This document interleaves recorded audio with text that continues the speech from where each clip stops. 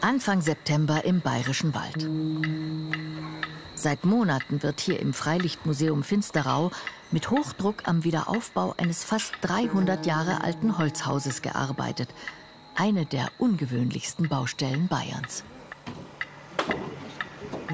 Es ist schon für das Museum auch eine Herausforderung. Wir wollen fertig sein mit dem Rohbau, bis wieder Schnee kommt. Das könnte hier schon im Oktober sein.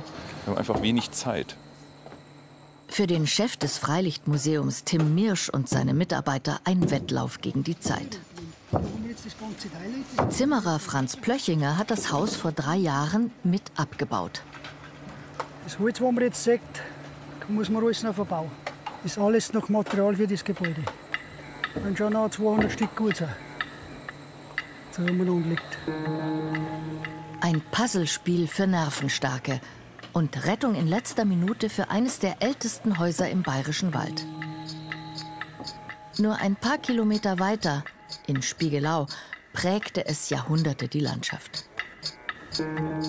Es war schon immer ein besonderes Haus, der alte Hof, direkt an einer wichtigen Straßenkreuzung im Weiler Pronfelden. Früher einmal war es ein großes Anwesen mit Stadeln und Ställen, Umspannstation für Pferdefuhrwerke, ein bekanntes Wirtshaus. Und es ist das Geburtshaus von Paul Friedl, dem großen Chronisten des Bayerischen Waldes. 2 Weltkriege überlebte das fast 300 Jahre alte Haus unversehrt. Doch die Lieblosigkeit, mit der es die letzten Jahrzehnte behandelt wurde, machten es mürbe. Und der Straßenbau. Stück für Stück wurde die Straße einfach immer höher gelegt. Und so liefen Wasser und Schnee direkt an den alten Holzblockbau. Ein Todesurteil. Jetzt soll das Paul-Friedl-Haus wieder auferstehen, an einem der schönsten Plätze im Bayerischen Wald, auf einer Anhöhe im Freilichtmuseum Finsterau. Vorausgesetzt, die Handwerker schaffen es, die jahrhundertealte Konstruktion wieder passend zusammenzusetzen. Viele der handgehauenen Balken sind konisch und das Haus hatte sich am alten Standort gesetzt. Ah, das ist ein wenig verdreht, aber da musst du ein wenig klopfen. Reicht's? Und das Schwierige ist jetzt, wenn wir es jetzt zusammenhakeln, ob das funktioniert, weil man muss sich vorstellen, ein neues Gebäude, das ist in rechten Winkel. Es hat gleiche Länge, hat gleiche Breite. In diesem Gebäude ist das nicht der Fall. Da fällt es in der Länge um 11 cm, in der Breite fällt es um 21 cm. Und natürlich hast du jetzt da keinen rechten Winkel mehr. Das ist das ganz große Problem. Natürlich passt jetzt das nicht da. Da müssen wir auf. So. Jawohl. Weg zu mir her, gell? Ja, schaut das schon gut aus, gell? Ja. Ja, super. Ja, schaut gut aus. Ja, und die Höhe passt da. Die Höhe passt auf einen halben Zentimeter. Bin ich zufrieden. So wie alles war. Das war super. Aber das ist nicht der Fall. Wir waren normal schon weiter. Bis jetzt ist das ganz gut vorangegangen, aber nur wir haben so viele Sachen, die was kaputt haben, die wir anstückeln müssen. Auch wenn einige Stellen morsch sind, weil Feuchtigkeit ins Haus gedrungen ist, die Konstruktion hat gehalten und kann repariert werden. Im Gegensatz zu Styropor, Bauschaum und Plastikfenstern, die heute gern verbaut werden und schon nach ein paar Jahrzehnten auf dem Sondermüll landen. Für die heutige Zeit können wir daraus lernen, dass Holz als Baustoff so funktioniert hat, dass er eben ja auch mehrere 100 Jahre alt werden kann. Wie haben die das früher gemacht? In einer Gegend, wo es wenig Ressourcen gab, die sehr rau war. Also zurzeit haben wir irgendwie 1,5 Meter Schnee. Hier waren früher 3 bis 4 Meter normal. Ich glaube, das ist eine ganz wichtige Aufgabe, einfach für die Zukunft und eben auch für die jetzige und auch für die zukünftige Forschung. Also es ist ja weniger ein Freizeitpark, sondern wir machen das ja mit dem Anspruch, dass das irgendwann mal jemand erforschen kann. Bis hier geht er. Also bis hier muss er wenigstens weg. Und das ist jetzt wichtig, dass die Firmen jetzt, die Jungen, wie zum Beispiel jetzt der Zimmermeister, dass der das mitkriegt und das wissen, dass der das wieder weitergeben kann und wieder an Jüngere. Das ist halt der ausschlaggebende Punkt, dass der nicht verloren geht. Der Buntbalken, an dem der junge Zimmerermeister Michael Schmid gerade arbeitet, überspannt die gesamte Hausbreite über 10 Meter und ist die Grundlage für den Dachstuhl des Paul-Friedl-Hauses, der nur durch Holzverbindungen zusammengehalten wird. es ist schon beeindruckend. Und das zeigt eben, was früher Kinder haben und wie sie es früher machen können. Es tropft sich alles im Endeffekt miteinander, weil alles miteinander verzapft ist, alles miteinander verbunden ist. Es hoppt einfach heute, wenn es einfach 2 Bäume und du hast einen Schrauf durch, der Knotenpunkt, wenn wegfault, der Schrauf hoppt nichts mehr, also bricht es zusammen. Früher hat sich alles irgendwo dann noch gerade so selber tragen müssen, weil irgendwo noch ein Holznagel und noch mal ein Versatz und noch ein Streben drin war und das hat alles nicht auslassen. Und das sind auch Sachen, die wieder in der Gegenwart weiterhelfen. Ein Lehrstück für nachhaltiges Bauen.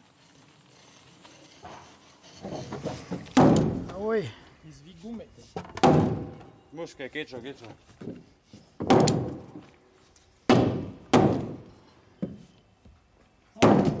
Passt.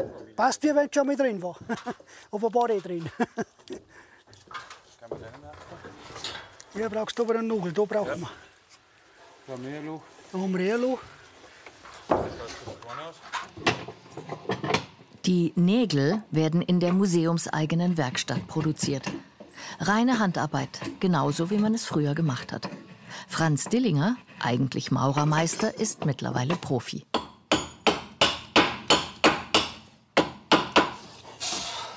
Ich glaube, das wären 5 oder 6 oder 700, die unendlich. Ja, aber mindestens, sagen wir, 250, 300 haben wir schon gemacht, mindestens gemacht. Hast du schon? Ja, Nur du? ja, der Franz hilft mir miteinander. Freilich. Wenn er Zeit hat, kommt er zu mir, sonst mache ich es allein. Hat der vierte? Ja, was mitnehmen. Werden wir sie brauchen. Auf alle Fälle.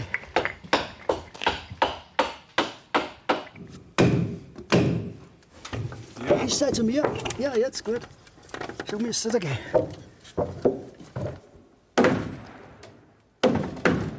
Erst wenn das Stockwerk fertig ist, wird sich zeigen, ob die Grundlage für den Dachstuhl passt. Also spannend ist bis auf das Letzte. Bis dass der Dachstuhl um ist und haben Dachziegel drauf, dann passt. Dann können wir sagen, es passt. Ich bin guter Dinge, dass wir es hinbringen. Es wird bloß sportlich, dass wir es dieses Jahr noch hinbringen.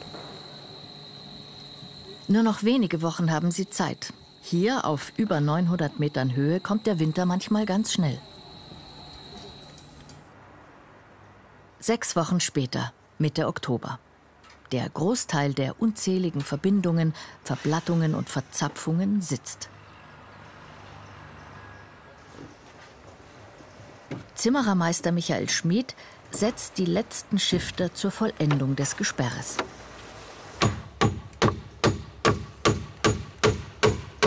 Der riesige Dachstuhl steht nur auf den Außenwänden und kommt ohne Mittelstützen aus. Wahnsinn. Es ist schon ein Kunstwerk, oder?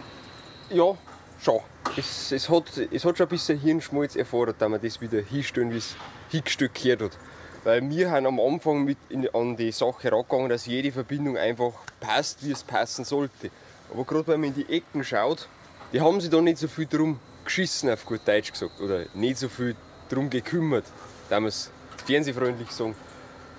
Die haben einfach stellenweise 10 cm Luft, weil sie die Strebe verkehrt ausgearbeitet haben. Und dann haben sie es halt einfach mit solchen Keile beholfen, die es dann eingenagelt haben, nachträglich. Nur wenn du das exakt passend machst, passen die anderen 3 Ecken nicht. So hat das Gebäude seine Tücken und seine Tricksereien bereit gehabt. Auf der anderen Seite, manche haben wieder exakt passend, manche wieder nicht.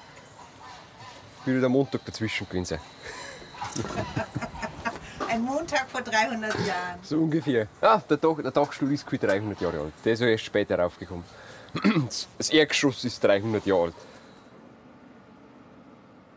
Unter dem Putz der Holzwände im Erdgeschoss eine Überraschung. Tausende kleine Holzkeile, selbst für Franz Plöchinger, seit über 40 Jahren im Freilichtmuseum, eine Besonderheit.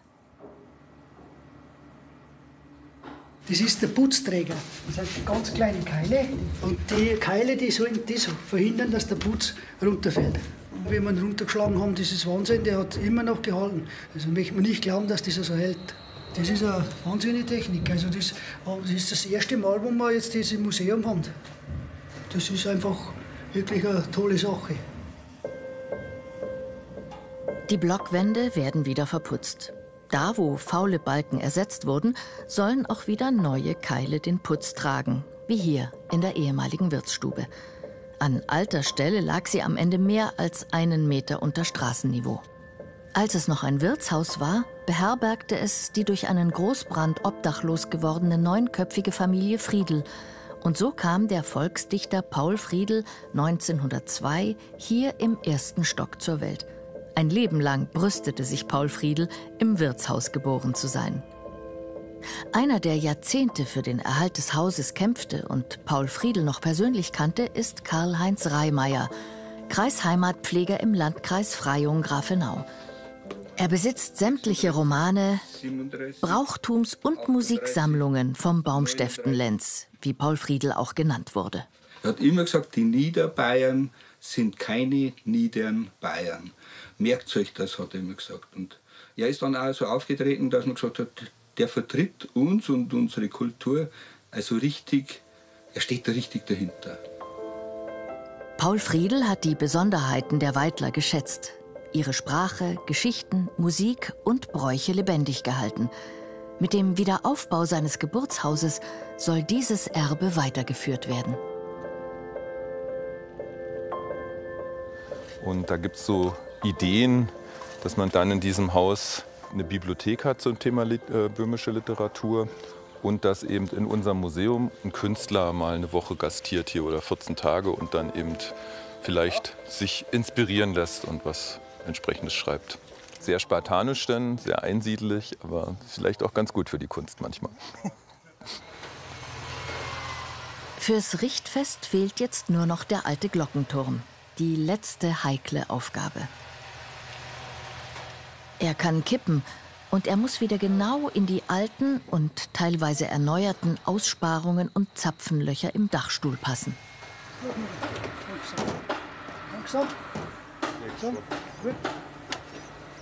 Passt, oder? Passt. Super. Es macht Freude.